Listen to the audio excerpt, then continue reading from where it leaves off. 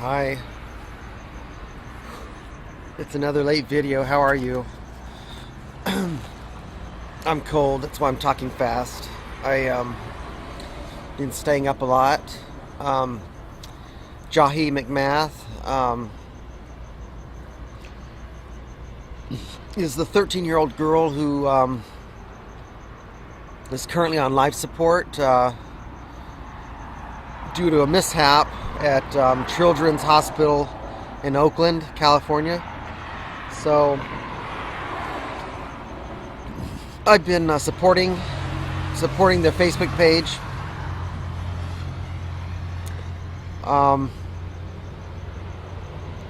kind of hesitate to mention that because there are people on there asking me about my YouTube account, and they're trying to smear me, and I'm not bringing it up. They are, but somehow it's getting on this Facebook page, kind of buried in the comments, but still coming out. These people that try to trash you because they don't like what you say, they don't agree with it, and instead of arguing you validly about your points, they try to do other things to try to get you to leave, and they don't want the Jahi McMath McMath family to get support because it's a big monumental case. It's about brain death, patients' rights on staying on life support, the very scientific basis behind brain death. Organ donation is even in there. That's sort of in there. It's well, I would say it's part of the reason that, if not the reason that brain death diagnosis came out in the 70s. I think 1968. I think it was Harvard Medical School. Came up with a criteria for that diagnosis, and I'm not going to go any further into that because that's not what I want to talk about in my YouTube space. But there are people that are from the McMath support page that are mostly adversaries to the McMath support page. It's cold out here, and they're going to be coming, and they're going to be causing all kinds of havoc, trying to accuse me of all kinds of bad things. One of which will probably be being transgendered. So I just thought maybe you guys would watch out for that. And if you guys are watching, I don't care. My life is completely open. There's a big difference when you're transgendered and you're trying to hide your transgenderness. You typically live a very closed life. And now that I don't have to worry about whether someone finds out that I'm transgendered, your whole life kind of opens up. You don't spend a lot of time worrying about things. Not that it's a bad thing to be stealth. It's just different. And you have to respect both sides. And they're going to find that I have nothing to hide, that I'm very aggressive, and I'm not going to let anything get in my way. So I really don't have anything to lose, if you haven't already figured that out. So last 2 days I stayed up and battled these people on Facebook. Wrote a story about what I thought about the case, about the California medical system, about the microcap rule that was or law that was in effect, has been in effect since 1975 in California, that limits the damages to $250,000. Just basically trying to support the family. And now that the girl has been allowed to leave the hospital, I went to Wikipedia, and there's a big war there about what her page on Wikipedia, I should say. And the big argument there is whether she should have a death date or not, since she's still on life support and she's not dead. So I thought that was troubling to see a webpage on her and have her death date there. So I think it's against the rules for Wikipedia, or against the rules, the Wikipedia rules to post a webpage on a deceased person that's relatively recent and has some contention about whether she is actually deceased or not. And she's also an unknown person prior to this tragedy with Children's Hospital in Oakland. So those are the criteria for having a web page that's called a biography entry on Wikipedia.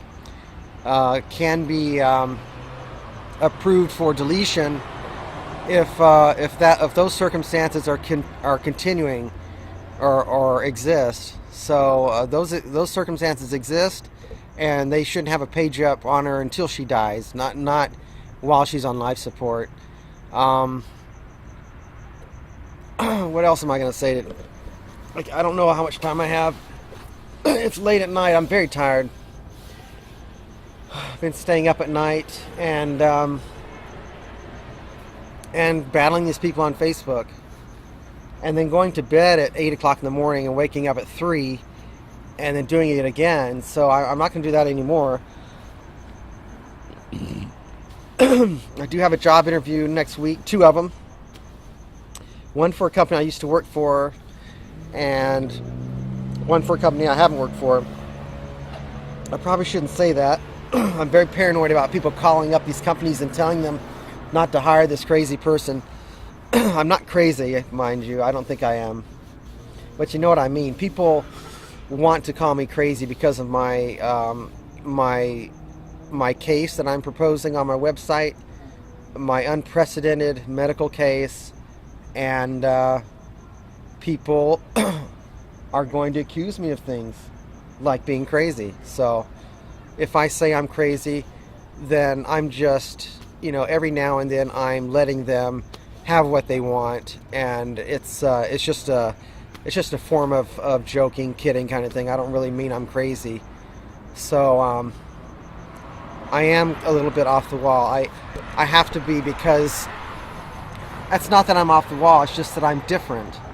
I'm different from most people, and sometimes I explain that difference as just being crazy. I've had friends call me crazy. I've done crazy things before, but doing crazy things does not necessarily mean you're crazy. You have to be consistently crazy to be crazy, and I'm just different. I do a lot of things that people don't do. I play drums, for one, and I'm a transgender person for secondly, and I guess I have a college degree. Most people have college degrees, but the combination of those ingredients I think are fairly rare, and I think what makes me a drummer is because I'm different.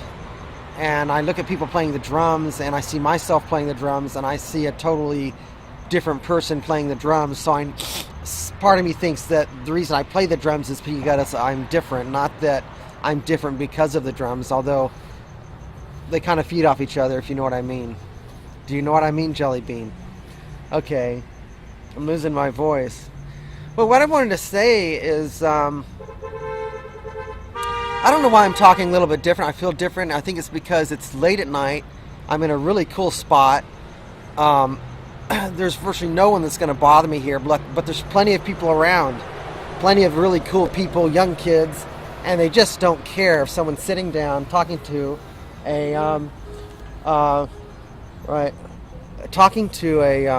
camera or something. But here I am talking to you guys, and there was a guy that just came up to say something. But and what I wanted to say was, I'm fucking scared of this guy.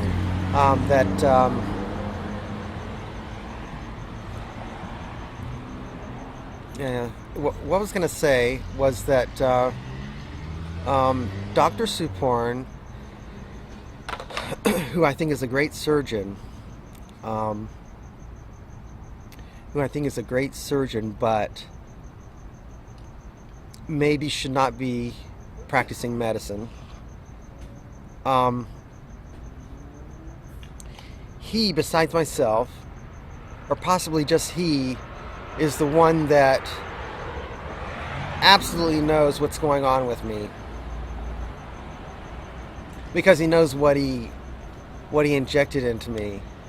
He knows what caused my condition, and whoever fellow doctors he has confided in. So he has he's the only person that knows what I'm going through. And it just occurred to me today, here I am, I'm still alive. I thought I was going to die in Thailand 4 years ago. And here I am, I'm still alive. And I'm wondering, why am I still alive? Why am I here? And I've got this medical condition that has everyone in the medical community scared shitless of me, because they don't know what Dr. Suporn did. They only know what I'm saying. I'm saying that there's a tissue preservative involved. I'm calling it maybe an embalming fluid, because I'm not a doctor. Although I did some research, and that term comes up, embalming fluid, in topics around, in subject matter around Egyptian embalming and cedar oil and stuff like that. I forgot where I was going with this. You probably guys are thinking I'm crazy. I'm sorry. I'm different. I'm not crazy. But I love to say I'm crazy because it drives my friends crazy. But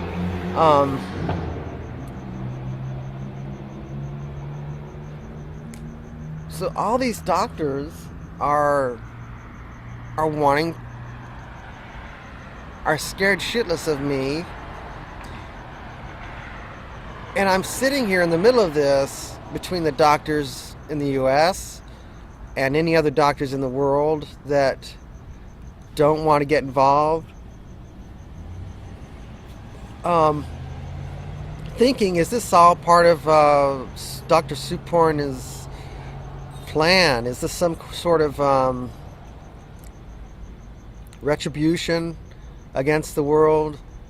I mean, here I am, my condition gets worse. As it gets worse, it gets more visual on my webpage, as you can tell. And because most doctors are afraid of it, they let the condition continue on. And the more they let it continue on, the more apparent it becomes of the neglect that Stephanie Grow is experiencing, until the neglect gets so bad that someone has to do something, and then when they do something, somebody gets implicated, the story explodes, and some healthcare system in the US or around the world, or both, have to reconcile this situation of why a person can be made to suffer for years and not get one doctor to help that person. And it's not because they don't care about patients. It's because of a system that prevents them, that ties their hands from implicating their other doctors, from stepping out and doing what's right.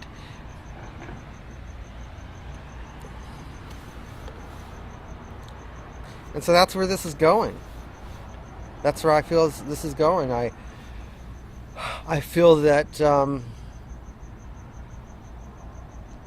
I'm exposing the doctor. I'm exposing the healthcare system in this country that can do all kinds of things to not treat you. And one of those was getting arrested at this hospital in San Diego 2 years ago. I'm not sure I'm supposed to talk about this. I'm not afraid, but I haven't said anything on the channel, I don't think. I've written about it. But arrested me on the floor of a emergency room, waiting room, where I'd been discharged for dehydration from food poisoning. And because I couldn't get off the floor and wanted water and wanted to be treated for furtherly treated for dehydration, they had me arrested and booked into county jail, where I did not spend the night. I paid the bill, and they later dropped the charges. But in that whole process, I was sure I almost came close to death. I was dehydrated. I had eaten a hamburger that I cooked that was undercooked, that caused me to have that food poisoning. And in the days after that, I was so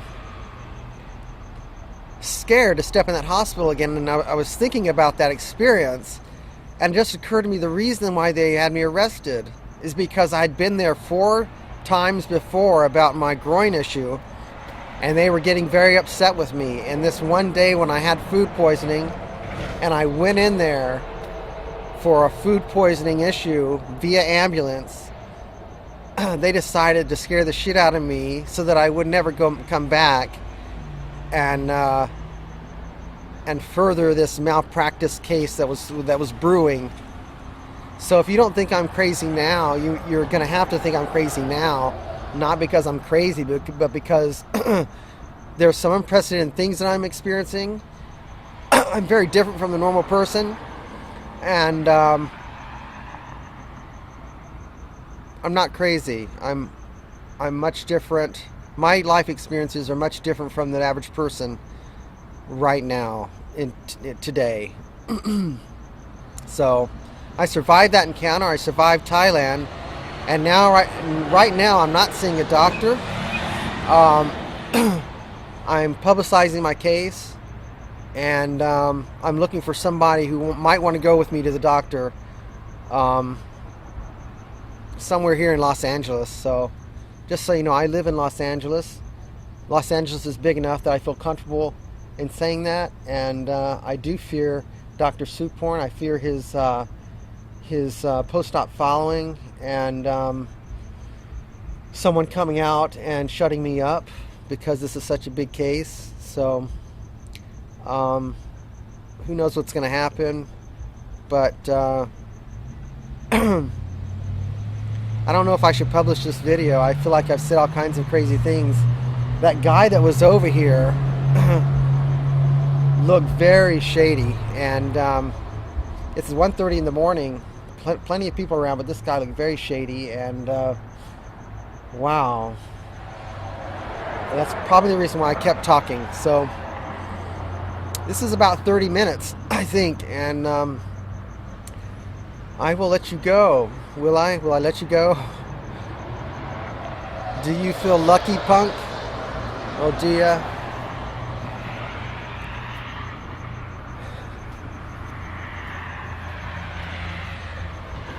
What else do you want me to say? I don't know what to say. I know I have a memory card in here that's records a lot. I think it's an hour. So it just got me thinking about what is going through Dr. Soup Porn's mind. What was his end goal? Why did I survive Thailand? And why am I in this position where the medical industry in the United States is falling over itself, tripping over itself, trying to figure out what is going on with Stephanie Grow? What are we going to do with her? Who's going to step up and solve this problem? Or maybe they should just have me murdered, because I'm not shutting up. And if I walk into a hospital and they try at any point to try to cover up what's happening to me, it's going to be very difficult to do that without being caught. So I'm still looking for a doctor, no matter where he is in the world. except Thailand, that wants to remove my groin. Wants to remove my groin. I never thought I'd say that in my life. Never thought I'd say that. What makes me so at ease in saying that? Well, I mean, you're talking 4 years. 4 years of toxicity spreading. 4 years of your groin feeling like it's being ripped off your body every day. And 4 years of people ignoring you. Your family, friends, transgender community, healthcare community, legal community, they've all ignored you. And I guess I'm just empowered now because of YouTube and Flickr and any other site that's allowed me to tell my story. I can't say thank you enough. We live in a different time. 10 years ago, 20 years ago, you would never hear about me. I'd be gone or something else. I don't think I should have survived Thailand. I thought I was going to die in there. I was being given pills by a nurse, and I stopped taking those pills and got better. And that was in a hospital room on some floor, like the 8th floor or something. I could probably draw the room in my mind, and I'm a good artist, so I'll draw the pic. I'll do that in the near future. I'm going to draw a picture of this emergency room and what was in there and what that experience was like, to be talking to your mom on the phone, talking to your mom on the phone and telling her you didn't think you were going to make it. And after getting off of that phone an hour later with a $600 phone bill, I didn't have to pay it then, but I paid it about a month later. Feeling empowered to get up out of that bed, to think. And when I did that, something clicked in my mind, that engineering mind of mine, and said, remember about the engineering mind. If there's a problem, and you don't know what's going wrong, then change a variable, change something. Felt like I was dying, and I knew that I was taking pills, and something said, don't take the pills. If you're gonna die, who cares? So the nurse gave me the pills. I don't know if I told you this or not. I'm not drunk. It's just late at night. I'm very tired. Nurse gives me a little cup of pills, a little tiny cup about that big and about this shallow, with these little pills in it. And one of the pills I recognized was ciprofloxacin. And you're probably asking yourself how I know how to say ciprofloxacin. It's because when you're feeling complications from a drug and you don't know why, you do research and you search on the web. And so instead of calling just Cipro, and I can tell you most doctors and nurses don't know how to say ciprofloxacin. I know how to say ciprofloxacin because that's what they were giving me, and that's what I stopped taking and got better within 12 to 24 hours. So ciprofloxacin that I was taking when I was in that hospital room, and the 24 hours prior to getting into that hospital room, I checked myself in. They didn't put me in there. I wasn't getting a response from Dr. Suporn's clinic. It was late at night. I checked myself into his hospital via cab. My body was locking up. I mean, you know, you try to bend your arm, and it doesn't want to move. The muscles are kind of cramping in your legs and your arms. And respiratory system's very, very shallow and very nauseated. Very shallow breathing. I had to stop taking those pills. So the nurse gave me the pills, and I said, do I have to take this? And she said, yes, take, you know. looking at me very sternly. And I said, okay. And as soon as I said okay, and I started doing this, she turned around and continued doing what she was doing. And she's a very pretty nurse, and I hope she doesn't get in trouble for letting me get away. If it was her responsibility to see that I didn't leave that hospital, but she continued doing her thing, and I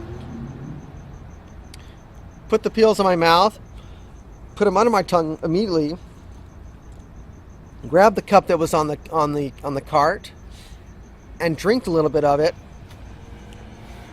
letting the fluid hit my tongue and go down my throat instead of hitting the pills underneath the tongue. And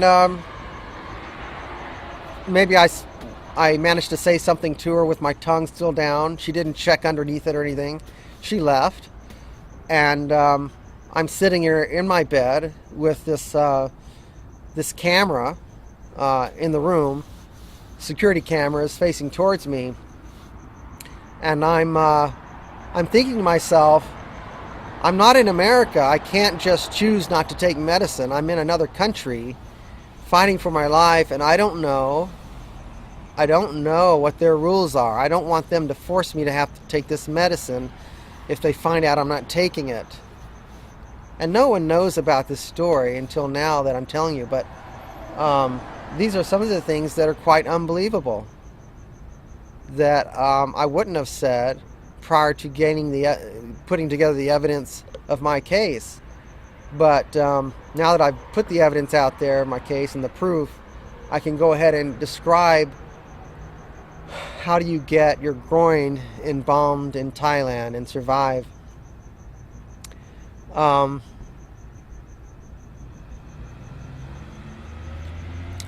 It's a big story.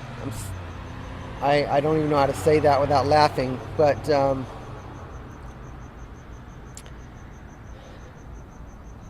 how did I get myself in this mess? I believe in standing for what I believe in. I believe in saying what's on my mind.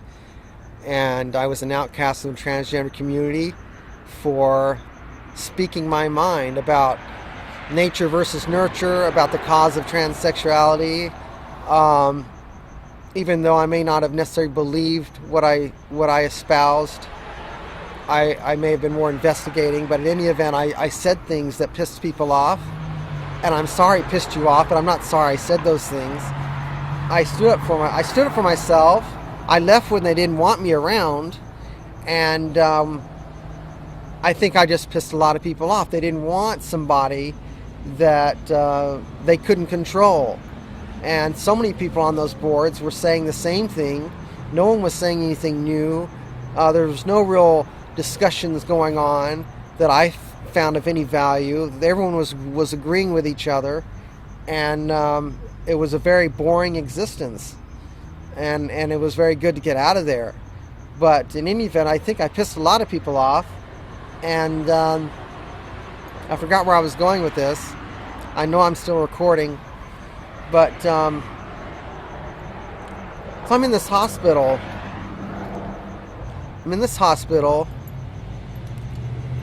And the medicine's underneath my tongue, and I'm sitting there. Oh yeah, I think I just diverted just now into why, I'm sitting outside this building talking to this little tiny machine, wondering, and you guys are wondering, well, you really got yourself in a pickle, Steph. I mean, not to say that it's my fault, but I mean, I'm not trying to blame myself for standing up for what I believe in, but you can't excuse that fact that I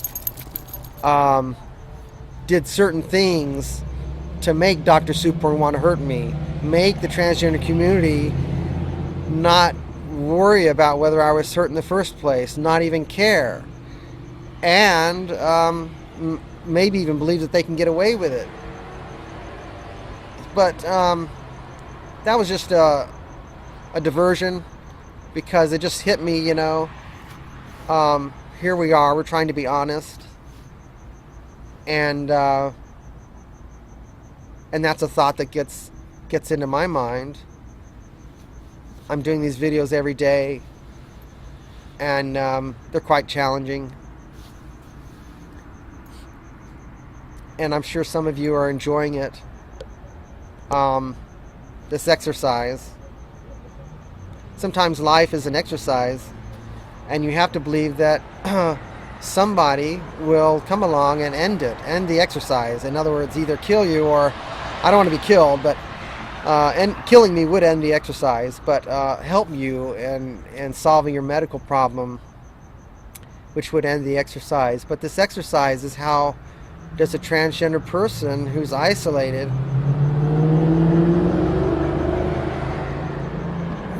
from everybody, socially, psychologically, because no one will talk to me, not about my problem. I talk to plenty of people. I can go to a bar and tell them I want to play the drums, and they'll let me up a few minutes after that, and then I'll get to talk to them about, the song, and we'll, I talk to people. I talk to recruiters. I just don't talk to people about this problem. So this machine that's in my left hand is the rest of the world out there. But back to this, being in a hospital room, fighting for my life, and having these pills under my tongue, and the nurse walks out. The nurse walks out, and I'm in the room by myself with this security camera on me, and being a IT person and very kind of paranoid, I'm automatically thinking, how do I get the pills out of my mouth, because I can't leave them in there or they'll dissolve. How do I get the pills out of my mouth while the camera's watching me? How do I do that? So I probably will. Should I tell you now, or should I wait till the next installment? If I tell you now, if I start to tell you now, and this camera shuts off, then I'll tell you. I'll finish it next time. But camera's on you, right? And you've got pills under your tongue. So mine starts thinking, I can't put my hand to my mouth and take out the pills, if they're watching me. And I'm thinking they're glued to this screen, making sure I eat these pills because they're trying to kill me, right? Because I thought I was dying. So I'm trying to survive, and I'm hoping for the best, but expecting the worst. And the worst is people are watching you on a video camera to see if you're going to take something out of your mouth. So instead of putting my hand up to my mouth,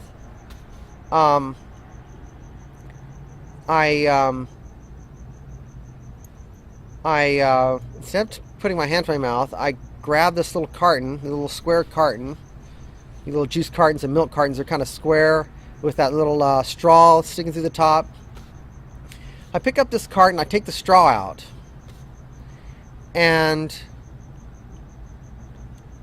I think I don't remember, actually. I don't remember, because it seems like there was no way that I could have. Either I put my hand to my mouth, or maybe I coughed. I coughed and they came out, and then I picked them up. But somehow I got those pills one by one. I had like 3 or 4 cartons, and they were all half full. And I made sure each carton was not empty. And I would get these pills. They're like 5 different shaped pills, and I put a couple in one carton, and a couple in another, and the last one in the last one. And I just and they wouldn't make a noise because they were in the fluid, and I didn't shake the cartons. I think I just set them on the counter. And I figured, if I'm going to be here for 8 hours, they're going to dissolve. So that's what I did. That's exactly what I did. And within 12 hours, my health was 98% better. I was actually walk out of that hospital. I told those doctors, I told Dr. Suporn, who came in there in the morning with 20 nurses, maybe 10 nurses, but it was a huge room full of nurses, to congratulate me that I was feeling better.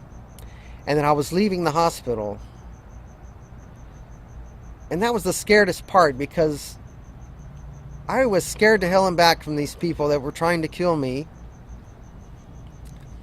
I was scared to hell and back from these people, and I was afraid that if I didn't act happy enough, if I couldn't convince them that I knew absolutely nothing about what was going on, and they found out that I had done something crazy, like not take the pills or something, that they were going to do something bad to me. So that's how I felt in the morning, trying to act very uppity and happy that I was glad to see them in the room, that I was glad to be in that hospital. And within another 12 hours, which would be 24 hours from the time I stopped taking the pills, my health was 100%. I was moving around. I wasn't urinating on myself. I mean, there's a story about urinating in the elevator of Chan Inter Hotel that I haven't told anybody. Urinating in the elevator, urinating on the floor in the foyer, on myself. So, how can you tell people that when you don't have a case, you don't have the proof submitted to show that what you're telling is the truth? So that hasn't been the case until recently. And I hear noise back here. And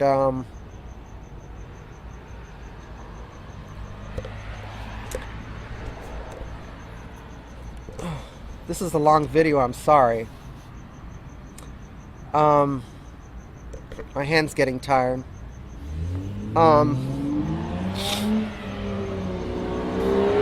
I forgot what I was saying.